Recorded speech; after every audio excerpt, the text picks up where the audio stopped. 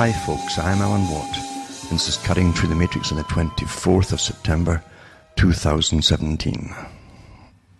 You know, the world is full of conspiracies.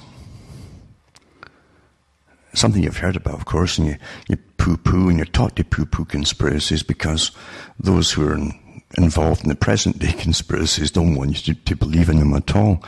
We're mature now. We've evolved somehow. And wicked people just can't do what they used to do.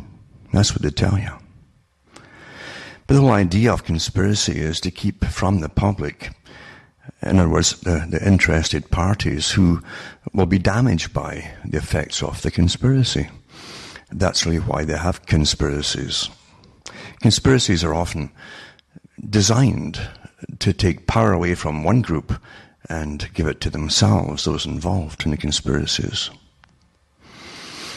And for the general public, it often really didn't matter so much, not quite as much in the past, about conspiracies when royal families were all competing and fighting to get the crown, or a bigger crown over a bigger plot of land, and so on. Don't forget that kings and queens used to give as their dowries countries at times. If they'd be king or queen over this country, that country, and that country. And so they could actually give it away, supposedly, with all the serfs on it too, of course. And serfdom, really, it was just a form of slavery, where you would be killed if you moved off the land you were born on, because your whole function was to serve the nobility, produce for them, and do what you're told. And that was it. I'd like to call it a more genteel form of slavery. Mind you, they would brand people with the S if they tried to run away. That's for the few that were good enough that didn't get killed just for doing so. Because that was the death penalty if you were found in a different area from the one you were designated to live and work in. And that's across Europe, of course. And therefore, if you could talk to people back in those days, they wouldn't laugh at the idea of conspiracy at all. It was a pretty regular occurrence, in fact, with different factions vying for power, different factions even within the nobilities getting together and plotting their strategies of subversion, and so on. That's how it worked. The proles didn't count, as George Orwell said, because they never do count. Even today they don't count. Maybe even more so today they don't count. And you'll find after revolutions and so on, for a little while, people had an idea of this odd fact, especially in the US, that they had some kind of rights. Nowhere else did they really have that, to be honest with you, because some countries only issued rights to what they call free men, those who were not born into serfdom. And that lasted even in Britain for an awful long time too, that whole idea. But anyway, getting back to conspiracies were quite well understood by generations after generations, and it's only really in the 20th century they tried to do away with this whole idea of conspiracy, especially as we got closer and closer to world government, which in itself, of course, is a big conspiracy. It's quite good, isn't it? That's how it is. And I've gone through the history of the groups involved in world government, with the boys at the very top, money boys naturally, and there are big working groups consisting of think tanks and organizations like the Royal Institute for International Affairs, Council on Foreign Relations, and trilaterals as well. They were sworn to do away with national borders, and sworn to basically bring in a form of world government. And that in itself, even when they keep denying it, is obvious. It was set up to be a conspiracy, because most folk didn't want world government, still don't.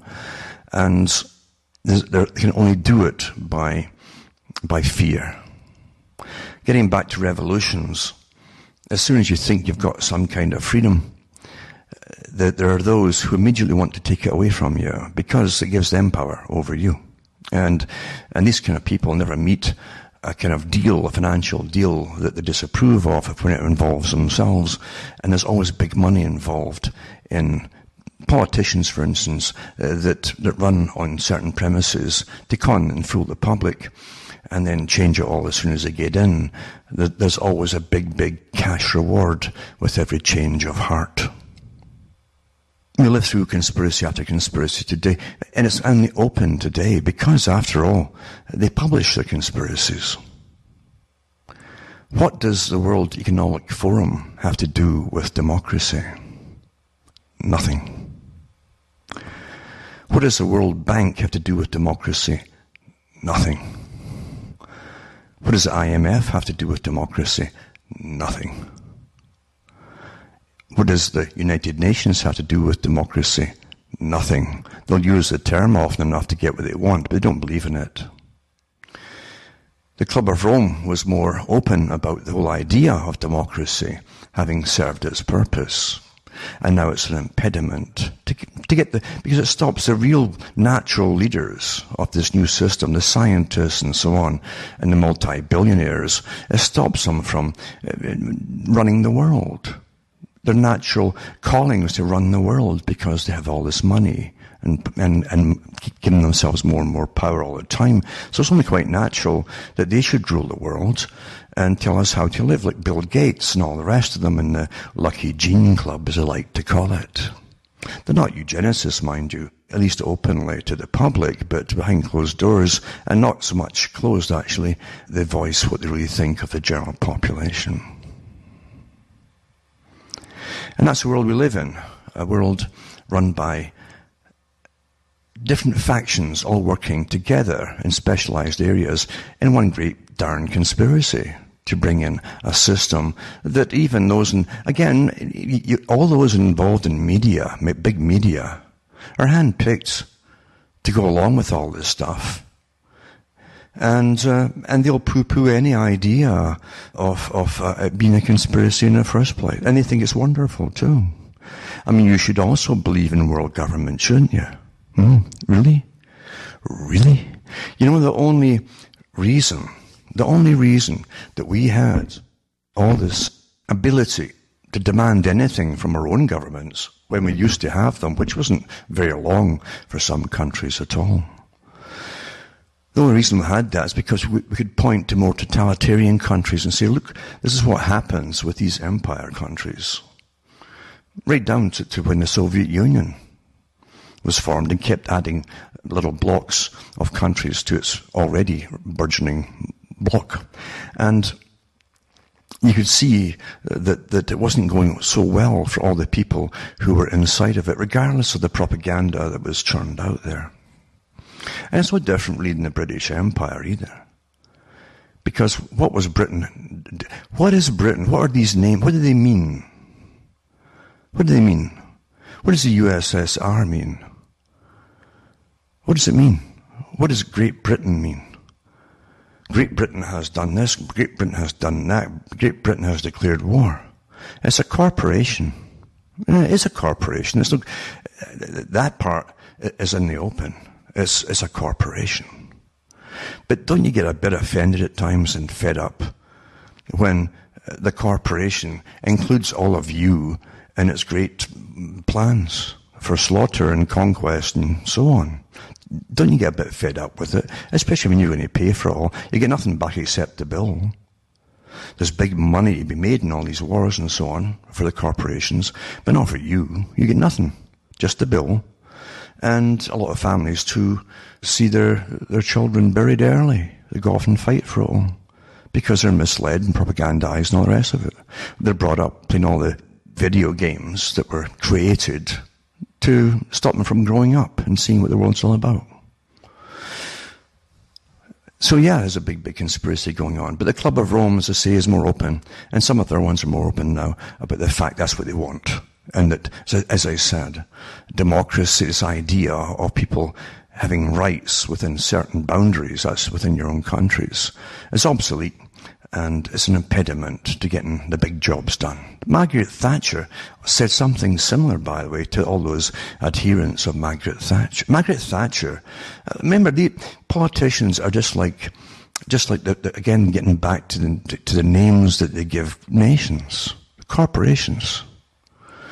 Britain has declared war. The US has declared war. It's always, you keep forgetting there's millions of people here behind this term, and it's all of the people. They get no say in the war at all, where you want to go or not. None whatsoever. But there's always those who benefit from it too, and there's other ones that benefit of having other countries go to war on their behalf. That's another thing too. Very clever. And it's more clever actually, because they don't have to pay for it, and they don't have to lose their population in the process. We live in nothing but conspiracies. Constantly. Now I can remember, and I've mentioned it before, a few years ago, when I was on the air on a radio station, I mentioned about the leader of the Green Party at the time in Britain. And it was a woman who was bewailing the fact that they didn't have the same spirit that they suffered during World War II in Britain. They didn't have that obedient spirit, just because all your rights are taken off you and you're all pulled together for basic survival. That's how the whole propaganda wheel moves, is in motion for that purpose. And people will put up with things they shouldn't put up with, including starvation in times of war. And yeah, you can eat as many peas as you want or whatever, but if you're not getting the right kind of proteins, you're beginning to starve. But this woman was bewailing that fact that folk weren't in, it was to austerity the way that they should be, because she wanted to see this big plan come forth, which is of austerity for the New World Order. And I've read the books before on air, remember?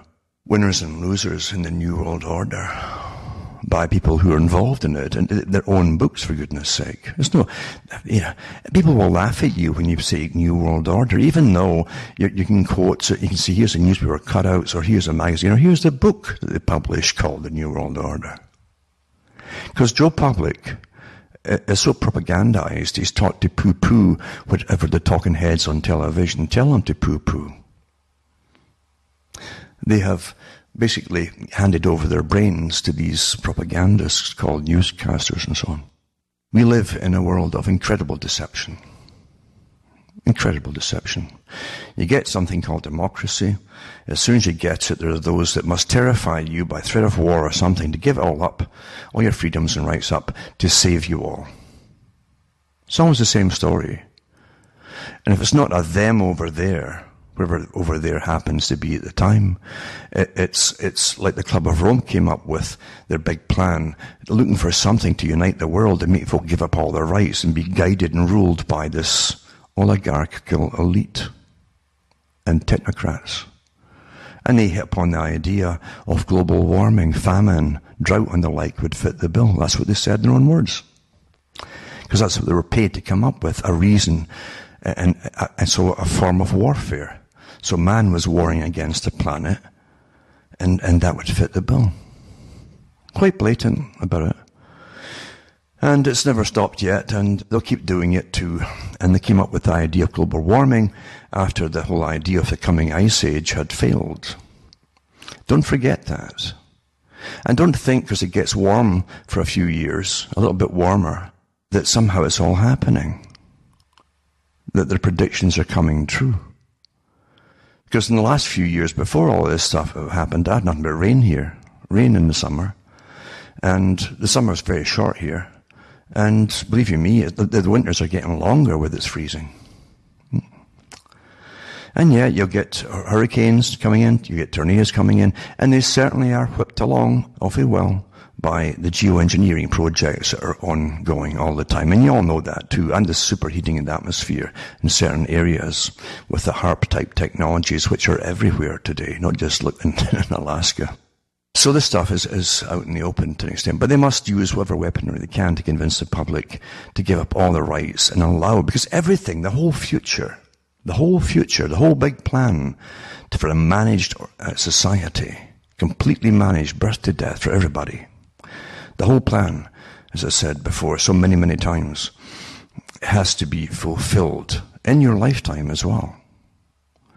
Everything that they've dreamed about for a long time has to be done in this 21st century.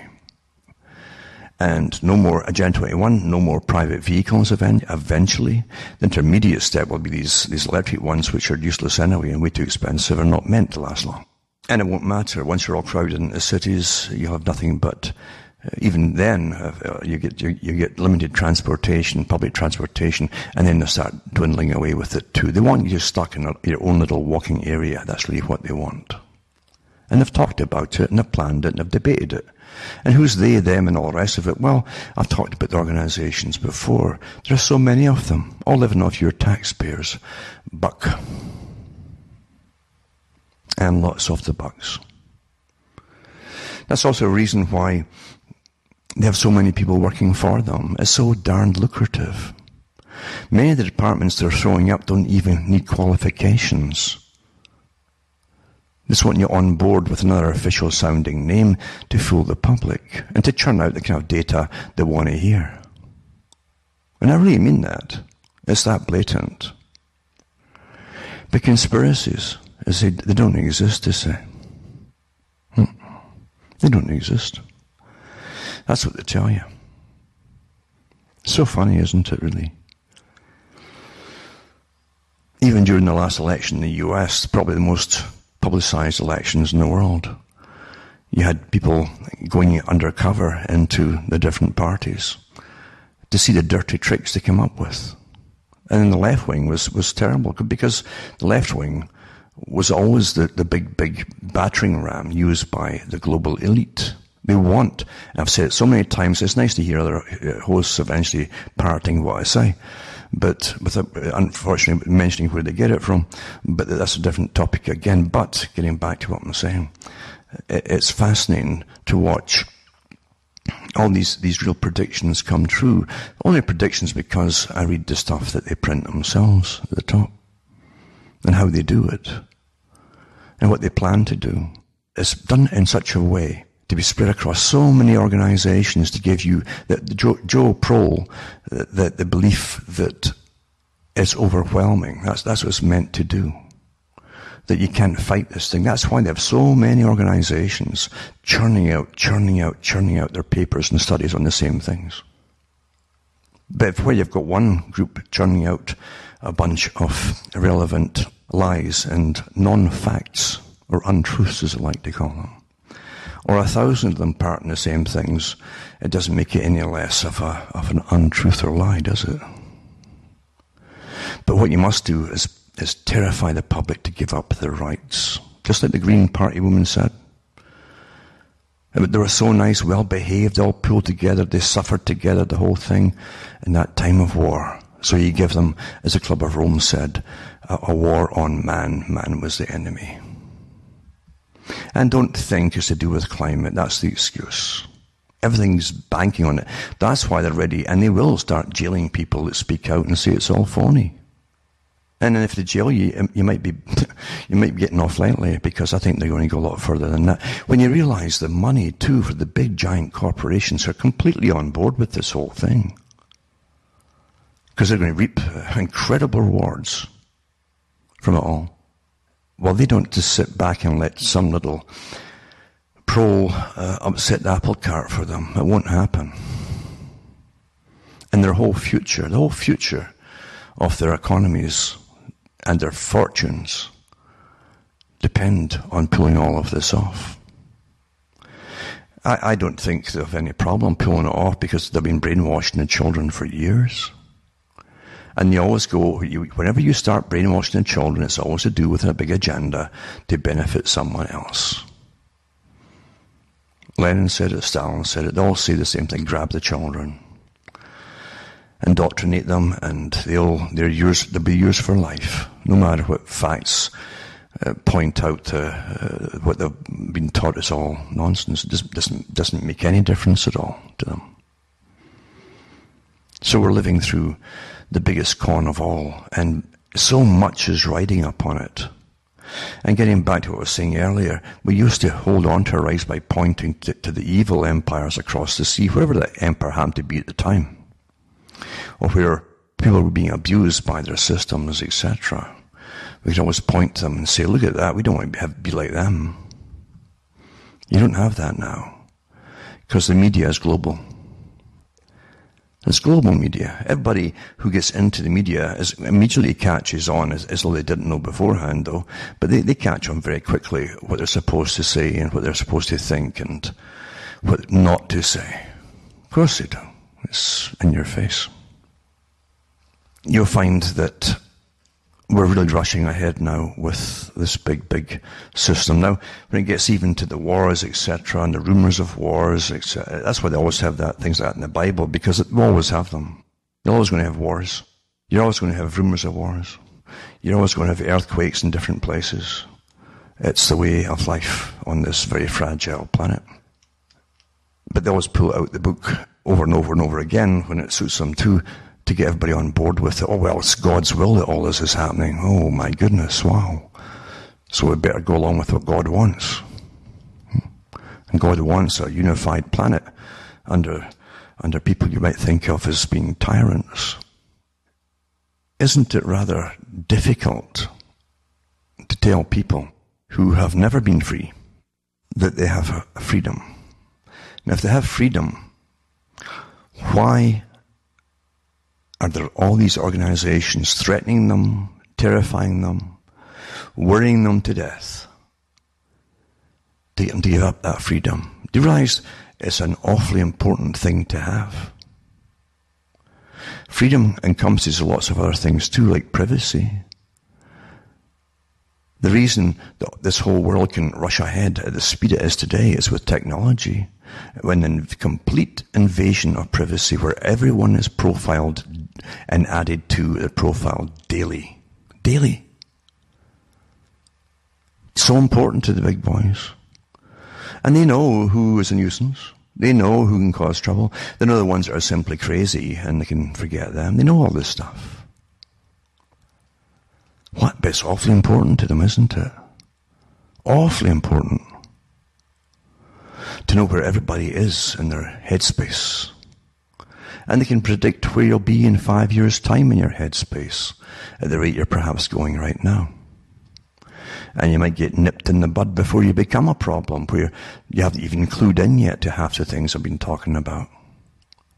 But they know that one day you will.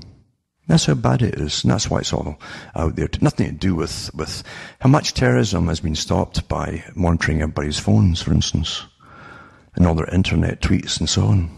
How much is it, eh? I've read the articles where they admit in Britain elsewhere that not one has been stopped by them. Of course, now they're putting out other stuff, of other propaganda saying, no, they'll stop lots and lots of them. They can't tell you who or what because of national security, but that's what they claim. So it doesn't matter, as I say, it doesn't really matter. Truth doesn't matter today. Facts don't matter.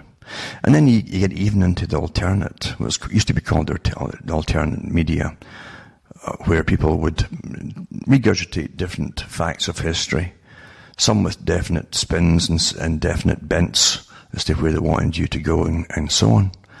But at least you had different additions to what happened in history, which were provable to a lot of them. And that was awfully, awfully important. And God bless the people, really, who are a little bit different from everybody else, and they get into a bee in their bonnet, and they go on this quest, and they'll stick in a particular tunnel of the quest their entire life. But in that tunnel, they see so much in that area, and they can come out and tell people all about it. And so they're a specialist in a particular area of this system and its big agenda. And it is an agenda. You know it's an agenda because the big boys themselves have said so. They tell you all the time in all kinds of ways. Sometimes very straightforward, other times a little bit more camouflaged, but they're always telling you. It's no coincidence that Karl Marx talked about 3 trading blocks: United Europe, United Americas, and the Far East group. That's no coincidence. And then you find out that we get that after World War II. It was already set up before. They wanted to do it after World War I, but they couldn't quite pull it off. So they gave you another World War to make it happen. And today, of course, they're telling you, we've got to stop even that, going to the next step. We must get global governance to save the world. And you're told this by thousands of big international corporate bosses, CEOs of corporations. who can see the extra $1 million bonuses, multi-million-dollar bonuses if they get a world government on the go. When they have that kind of allurement and entitlement promised them, they aren't going to just give that up. They're in it for that kind of reason. That's where their loyalty happens to be. Whoever gives them the biggest buck. And it's sad to say, but you can only do this with a naive population. And that's why so much work goes into keeping you naive. And the naive people are tested all the time. The simplest test is they're going to do this to you and that to you. And they'll turn around and tell you, oh, they'd never do that.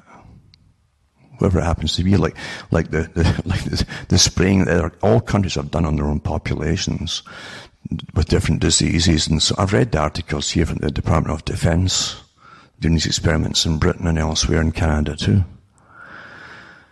And it doesn't make any difference, does it? Oh, we've changed since then. We've changed. We've evolved. We've taken a great leap forward in the last 40 years, mentally and the whole bit.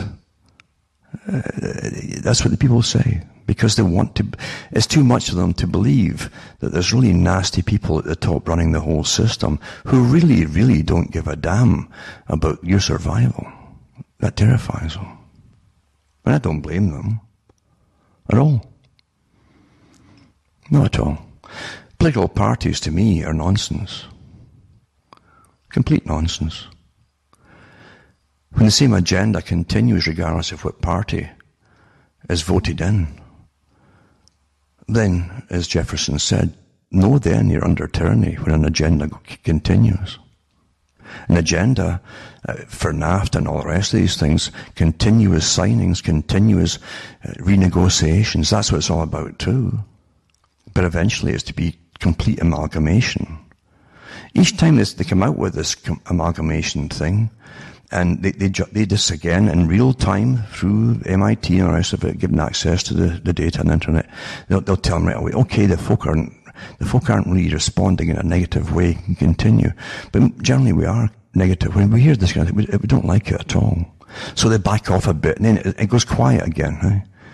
This whole idea of, let's deal with all the borders, goes quiet again. And then they come at it from a different angle. Oh, we've got to do this, we've got stacks of refugees, it'd be far easier if we have no borders and so on, blah, blah, blah. It's incessant.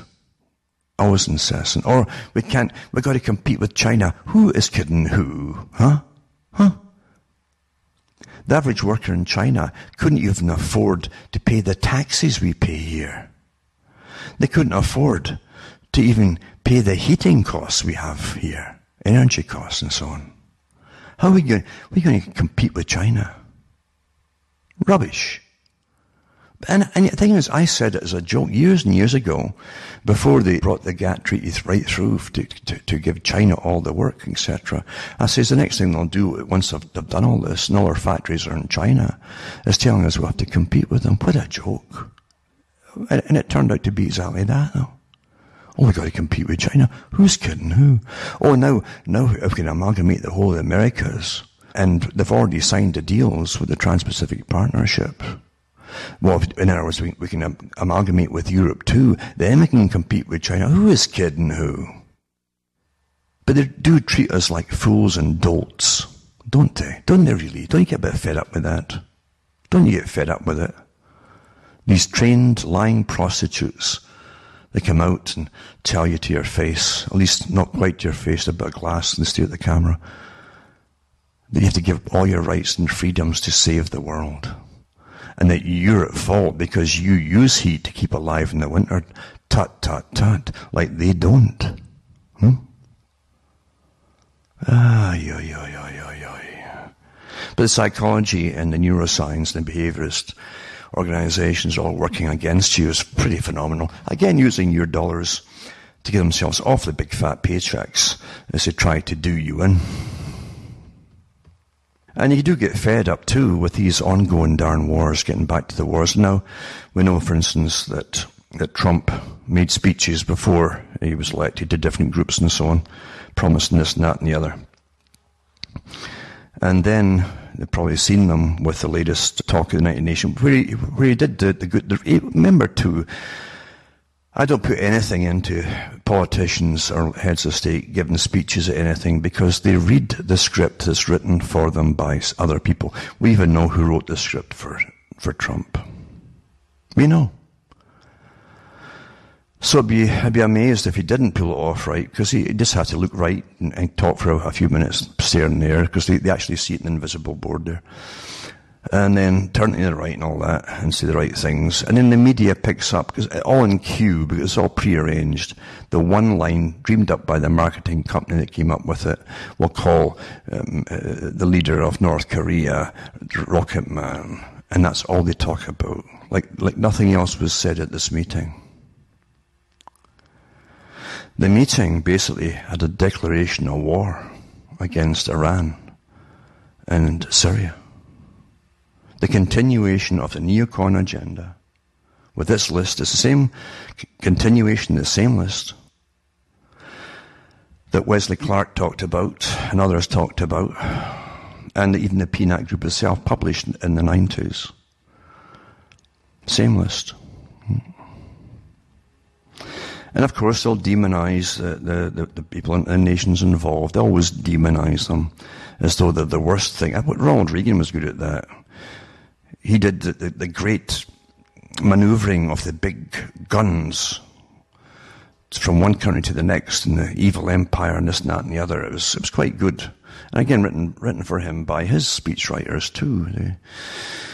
That's why they have these speechwriters to come up with it. And there are guys who are trained in marketing and all the rest of it, and slogans. And also too, Mr. Trump said that the poor people in Venezuela, they can't just stand back and watch all this happening. It's chaos. And you know that the big boys that back Trump really, really care about people. They care about everybody, right? And as soon as they get into Venezuela, they'll be grabbing the oil fields and everything, and the gas and so on, You really begin to lose all faith in humanity. These blatant techniques now, because we've heard them and read about them too, and listened to them and seen them for so darn long. You get so sick and fed up with it all. You really do, don't you? So you have this article here. The Senate backs massive increase in military spending. And the call for a bigger, stronger military, all the usual stuff and so on. And then you have this one here too. More than 3,000 troops heading to Afghanistan. And Afghanistan, the reason it's been a massive build-up there is because it's on the border with Iran, obviously. That's why the change of heart a little while back, when he changed his mind about pulling people out of Afghanistan. And it just goes on and on, as I say. It's so predictable, and that's what makes it life kind of boring for some people. There's quite a few articles on the same kind of thing, the military spending, etc., etc. And that's how life really is, isn't it? It's nothing to do with us. We don't count. Under the definition of what's called... Remember, too, the US is supposed to be a republic. And a republic is contained, the system is contained within laws and so on. But I've read the articles too, and many others have as well, to do with the Council on Foreign Relations, and when they had people years ago who said that rather than take the Constitution on head on, they would simply make a run around it, and that's what they've done ever since. Your rights and freedoms have been run around and pretty well taken away from the people to keep them safe, supposedly, in a time of terrorism. Any excuse will do to get the same thing going on, eh? Now, back to the big agenda, and how hundreds, if not thousands, of organizations are all paid big money to propagandize the general population and to go along with carbon taxes and everything else and giving up your rights. all paid by your tax money. It's astonishing how I've always said that too. They also will make the chains for the peasantry by taxing them for the cost of it. That's what happens. The Global Research Alliance on Agricultural Greenhouse Gases brings countries together to find ways to grow more food without growing greenhouse gas emissions. Launched in December 2009. Sounds wonderful. Isn't it wonderful all these altruistic groups just come out of nowhere and start churning out all this information and propaganda? You'd be amazed at the kind of financing they get, of course, naturally. Big bucks. And it says, they have a charter now and it establishes the Alliance's Council. So they have a council already, the Alliance Council, which is a representative body of all member countries. Just like that. Did you vote them in? No. But they're there now. Members of the Alliance aim to deepen and broaden mitigation research efforts across the agricultural subsectors of paddy, rice, cropping and livestock, and coordinate cross-cutting activities across these areas. Now, I'll just give you a little tie-in here. And I've said it so many times, the big boys, and it's been copied by others since, are running the world and want to run it completely efficiently by a communistic type system for the general public, with stacks of bureaucrats and agencies running your lives for you. And above it, you have the true capitalist oligarchs running it all at the top for themselves. And that's what they call the ordered society. And now they use communism or communistic techniques. That's why they studied and helped communism along, to study its techniques, to iron out any faults that they had and so on. But certain things they kept. Now what they always do when they take over is to take over the food industry. That is not a coincidence. No matter what guise they do it under, it's always the same.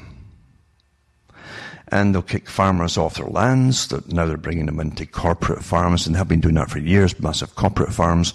And then they have all these almost agricultural agencies of bureaucrats above it all who have never lifted a spade in their lives, running the show. And it always ends up with everything getting more and more expensive and more scarce, because they love to create scarcity, so the prices go up and up and up for the big corporate farmers, the big corporations. It's no coincidence. Anyway, they're right into the food industry naturally to save the world, because you see, you just can't eat all that stuff without creating carbon and so on, and all these emissions. It's all your fault.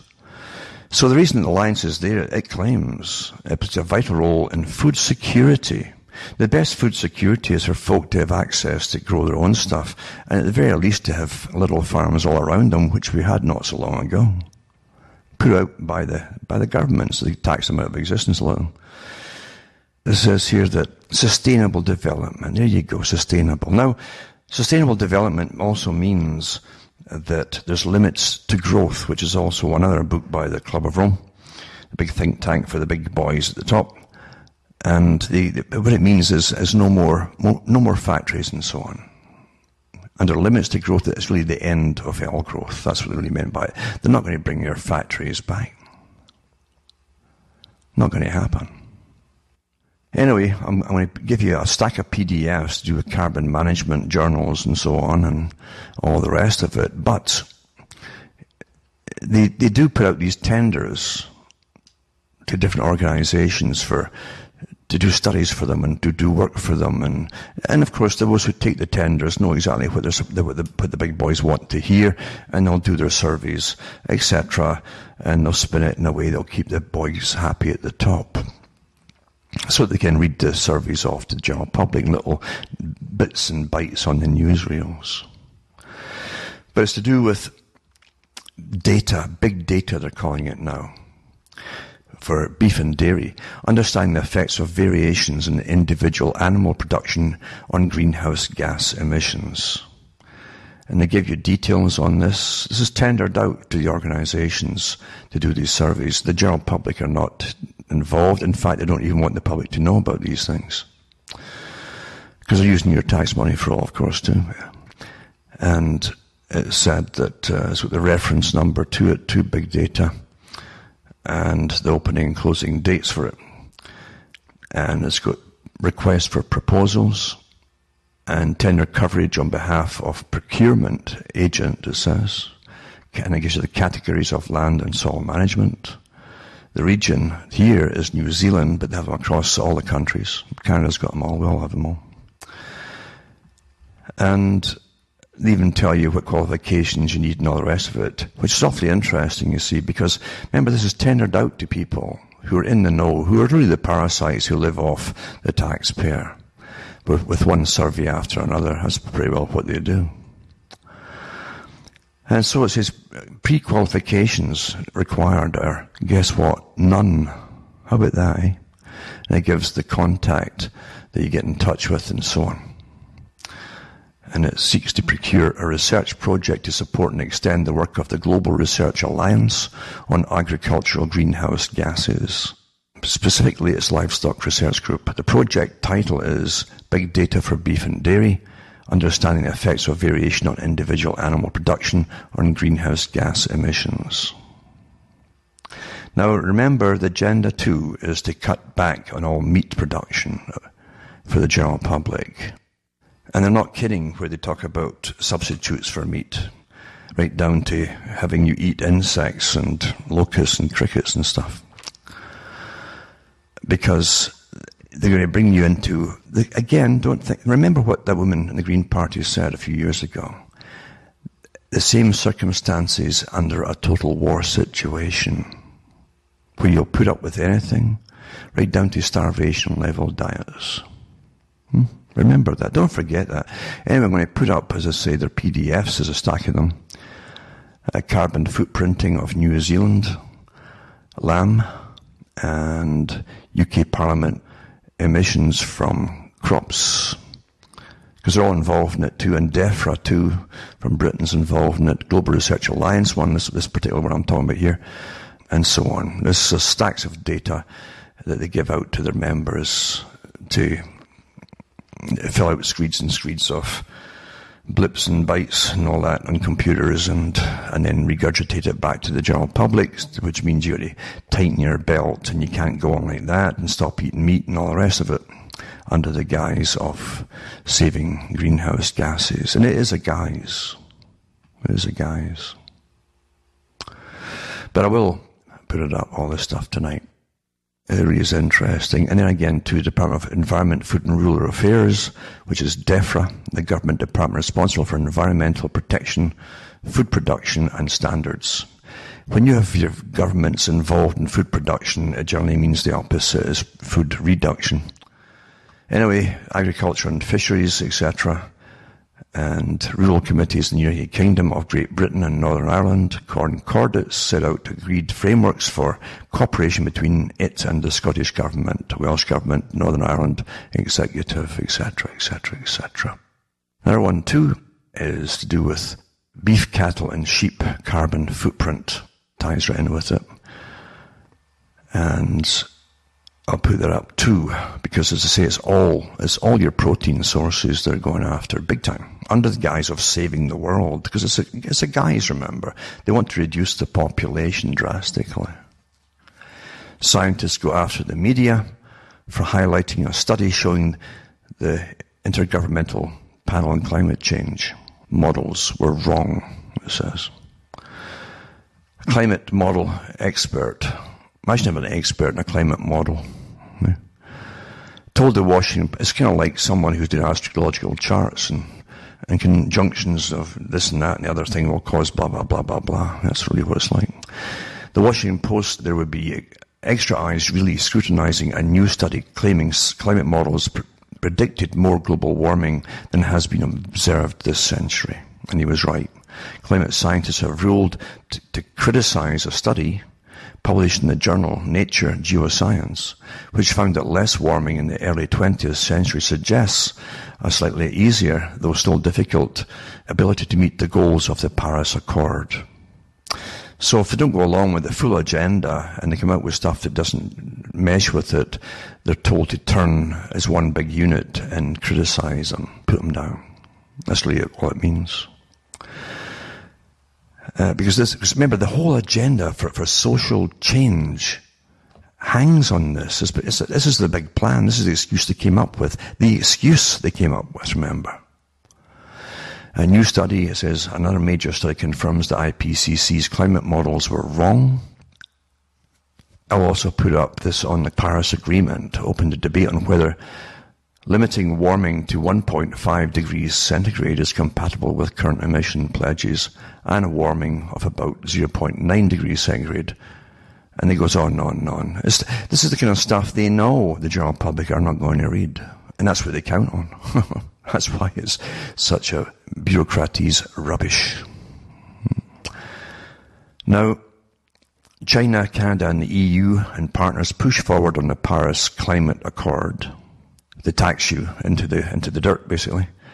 And so they're doing this regardless of the US at the moment, who hasn't gone along with it. Remember, Donald Trump said that things are open, you know.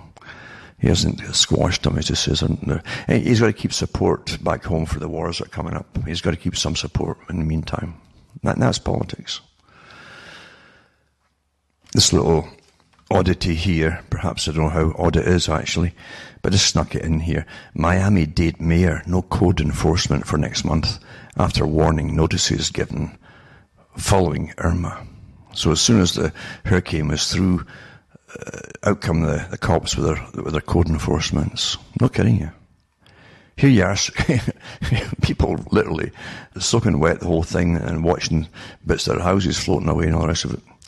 And they're given these code enforcements. Hours after Irma passed, many of us were out clearing trees and branches from our yard. One Miami-Dade man got a visit from the county to bring him a warning. His reaction is, "Call help, me Howard with Patrick Fraser." As Irma whipped through South Florida, Celso Perez and his family were like many of us, having winds up to 100 miles per hour, and we were basically hunkered down in the closet, scared to death. Monday morning, Irma had passed and it was clear. At 9 a.m., Celso and his neighbours went outside to get to work, to clear up. We had a lot of trees down in the street, and the streets were blocked. We were out there, it says, and our neighbours cutting the branches down, trying to open up the streets. Later that afternoon, that day, as Celso was clearing the tree branches, a car pulled up from Miami-Dade County. It says, we thought he was here to help us or offer some type of assistance with the trees. And it says the code enforcement guy did give Celso something. He said he would have to cite me for having my fence down. The fence fell down, you know, we got lost probably.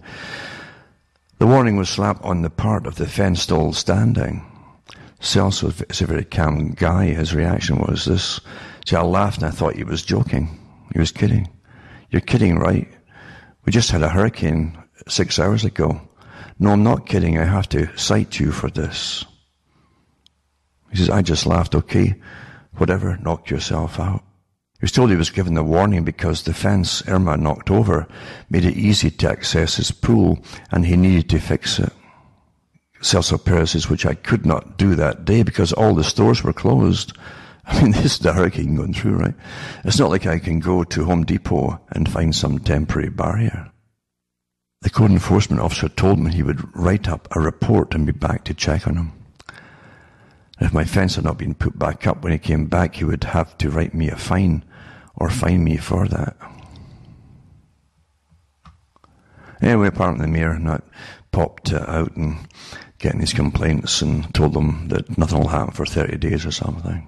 See, that's your technocratic society now. And there's plenty of folk like this officer who's out for, promotion and all the rest of it. And that's how, unfortunately, bureaucrats in any totalitarian regime get up the ladder.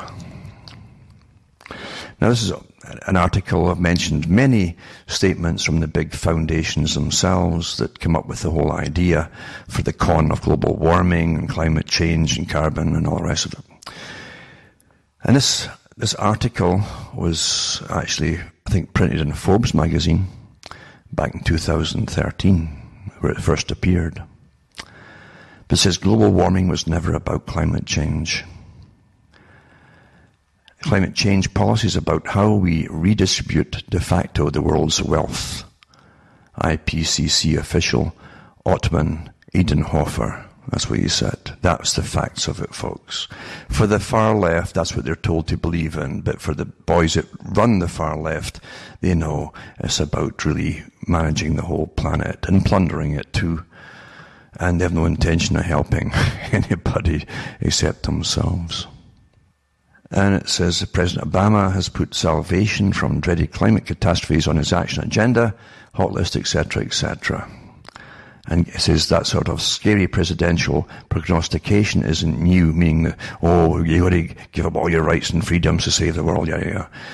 He previously emphasized at the Democratic National Convention that global warming was not a hoax, referred to recent droughts and floods as a threat to children's future, and pledged to make the climate a second-term priority. As much as I hate to nitpick his doomsday scenarios, it might be appropriate to correct a few general misconceptions before getting back to that overwhelming judgment of science stuff.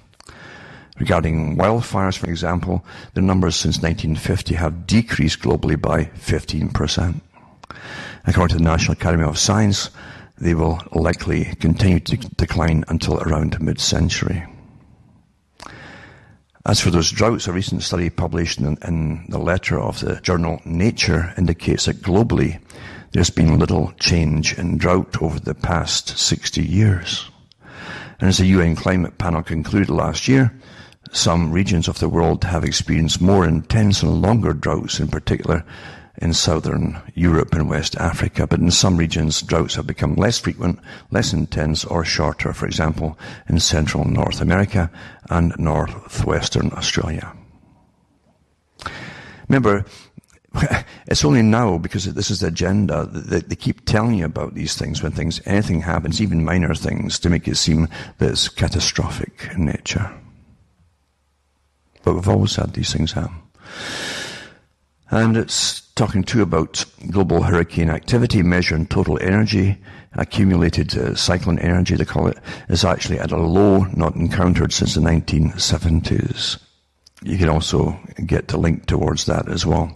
In fact, the US has currently experienced the longest absence, this when this was written, of severe landfall hurricanes in over a century. Supposing these recent circumstances were different, because after all, climate really does change. Of course it changes all the time. Then they go into who said what to do with it all. Now listen, Maurice Strong, who was the front man for the Rockefeller Foundation, the big world agenda, he's picked up and trained for it.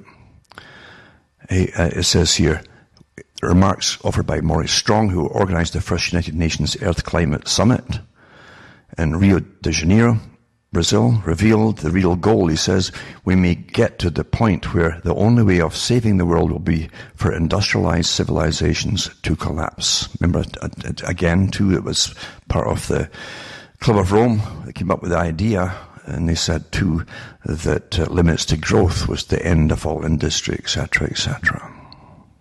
And Maurice Strong added, isn't it a responsibility to bring this about?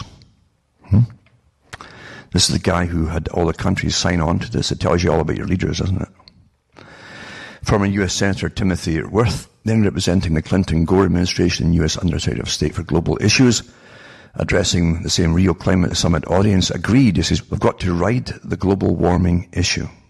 We've got to ride it, really push it to the maximum, in other words.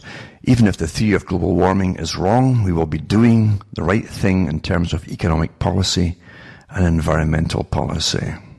He now heads the United Nations Foundation, which lobbies for hundreds of billions of US taxpayer dollars to help underdeveloped countries fight climate change. It doesn't get to the people, remember. Everybody has a good payoff that's associated with all this thing. And then you have the same thing, Deputy Assistant of State Richard Benedict, whoever that is, never heard of him, who then headed the policy divisions of the US State Department. He says global warming treaty Kyoto must be implemented even if there is no scientific evidence to back the enhanced greenhouse effect. In 1988, former Canadian Minister of the Environment, Christine Stewart, told editors and reporters of the Calgary Herald, no matter if the science of global warming is all phony, climate change provides the greatest opportunity to bring about justice and equality in the world. Again, the redistribution of your wealth.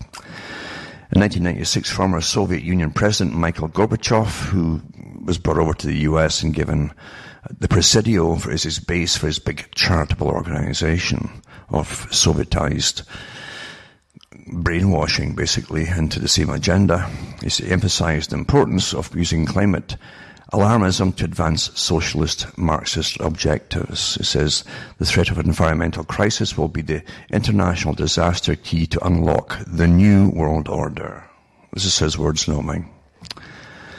And then speaking at the United Nations Conference on Climate Change in The Hague in 2000, former President Jacques Chirac of France explained why the IPCC's climate initiative supported a key Western European Kyoto Protocol objective. For the first time, humanity is instituting a genuine instrument of global governance, one that should find a place within the World Environmental Organization, which France and the European Union would like to see established. In other words, it's for completely different reasons than the ones that tell the general public. And God help you if you say so and point it out, because they're becoming completely intolerant since everything is riding on this big, big, big phony agenda. Sad, isn't it? But then they tell you there are no conspiracies, even when you can expose them. Quite something, isn't it, really? And unfortunately, the public are so bombarded with bits and bytes of info, but no real in-depth anything.